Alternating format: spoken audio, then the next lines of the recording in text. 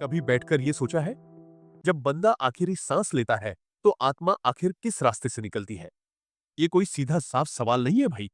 जब भी सोचता हूं, रूह तक कांप जाती है। लोग बोलते हैं शरीर में एक आध नहीं, पूरे 9 दरवाजे हैं। अच्छा खासा मल्टीप्लेक्स लग रहा है, लेकिन असली खेल दरवाजों का नहीं है। असली मिस्ट्री तो तब शुरू होती है जब आत्मा बाहर निकल जाती है। और हाँ, एक कड़वा सच है जिसके बारे में लोग बात करने से कतराते हैं। चलो, आज इसी पर थोड़ी बात करते हैं। अगर अभी सब कुछ बता दूंगा तो मजा कहाँ रहेगा।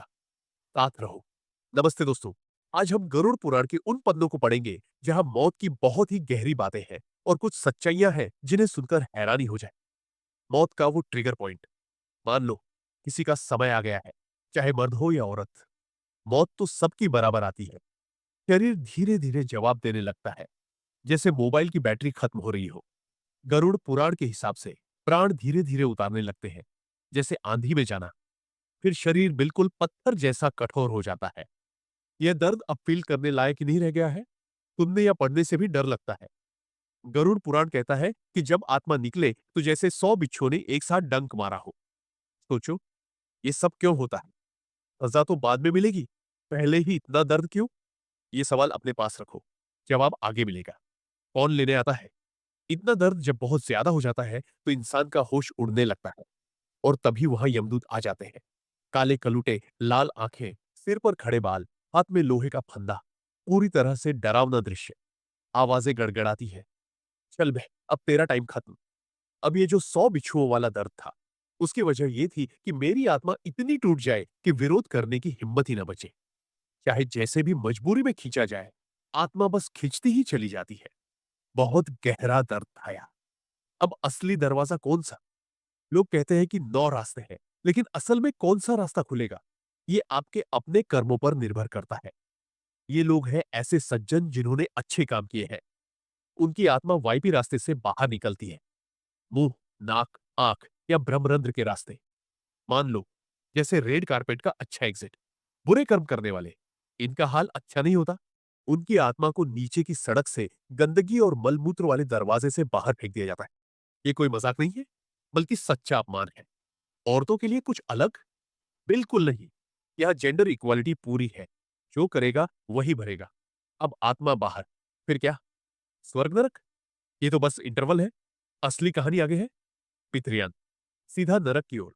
ज्यादातर आत्माएं यमदूतों के साथ चल पड़ती है। रास्ता बहुत लंबा होता है।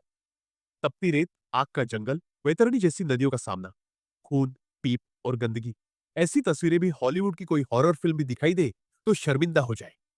देवयान, स्वर्ग एक्सप्रेस। अच्छे लोग जब जाते हैं तो देवदूत उनके साथ होते हैं। खिले खुले फूलों की महक और उम्मीद का रास्ता है, जैसे एक खास वीआईपी ट्रीटमेंट। लेकिन भैया, स्वर्ग नरक दोनों ही वेटिंग रूम है। असली ट्विस्ट सुनोगे? अब सोच रहे होगे, चलो सजा मिली, कहानी खत्म। नो। गरुड़ पुराण और ब्रह्मवैवर्त पुराण दोनों कहते हैं कि नरक तो बस एक झलक थी। असली सजा है अगला जन्म। हाँ, ऊपर वाले ने एक तरह का बम्पर प्रोग्राम बना रखी है। किस पाप का हिसाब और कौन सा जन्म मिलेगा। पति को धोखा, नरक के बाद गिद्ध या सुअर का जन्म, या बन जाओ कोई जंगली जानवर। गर्भपात, पहले उबलते तेल में तलो, फिर 100 बार सुअर सांप, फिर 60,000 साल कीड़े मकोड़े। चोरी, गेहूं चुराया तो चूहा, फल चुराया तो बंदर। किसी की चुगली, डायरेक्ट कछुआ बनोगे। माँ बाप को ताना मारा, अगला जन्म बहरा या अंधा। ये तो ट्रेलर है। पूरी लिस्ट तो गूगल पर भी नहीं मिलेगी। हर गलती का हिसाब यहाँ तय है। मुझे तो लगता है ये डराने के लिए नहीं, झकझोरने के लिए लिखा गया है। पर असली सवाल, हम जैसे न बहुत अच्छे न बहुत बुरे, उनका क्या? गरुड़ पुराण में उनके लिए भी अलग चैप्टर है, पर वो राज अगली बार खोलेंगे। तब तक नीचे बताओ, तुम्हें असली सजा क्या लगती है? नरक की आग या अगला जन्म कीड़े की तरह? और अगर उस बीच वाले रास्ते का राज जानना है तो लाइक, शेयर, सब्सक्राइब ठोक दो। और हाँ, कमेंट में जय श्री कृष्ण लिखना ना भूलना।